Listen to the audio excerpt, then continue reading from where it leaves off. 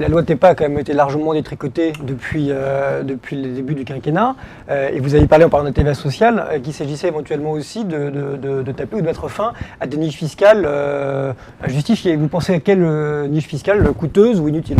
Écoutez, il y en a, je crois, plusieurs centaines, donc je ne vais pas toutes les citer ici, mais fondamentalement, les grandes niches fiscales, vous avez la fameuse taxe sur exonération de taxes sur les plus-values copées, vous savez, qui elle seule représentait 20 milliards d'euros.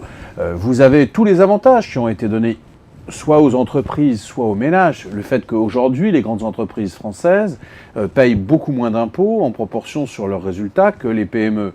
Donc, si vous voulez, vous avez une série de taxes absolument importantes, enfin de niches, pardon, qui viennent effondrer en quelque sorte le taux d'effort de l'impôt, lequel taux d'effort de l'impôt est tout à fait largement insuffisant.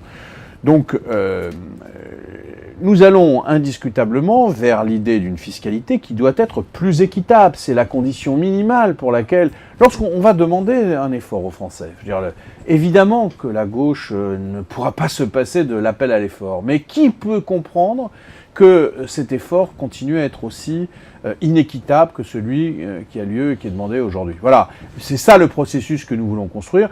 Alors, là-dessus, il y a plusieurs philosophies. Il y a une philosophie qui attend une grande réforme fiscale globale, et puis il y a des philosophies plus pragmatiques. Bien, je crois que quelque part, il faut savoir manier les deux. C'est-à-dire que les premiers mois, les premières années, il faut être, d'un certain point de vue, toucher des réglages pour aller dans le bon sens. Mais il ne faut pas se priver d'avoir une vision plus stratégique de la réforme fiscale, ce qu'on appelle en langage un peu techno, il faut bien le dire, la fusion CSG-IR. Voilà, donc ça c'est un objectif, j'allais vous poser la question, cette fusion impôt sur le revenu CSG, est-ce que c'est un objectif, peut-être pas du début du quinquennat, mais en tout cas du quinquennat en lui-même? Oui, je le crois.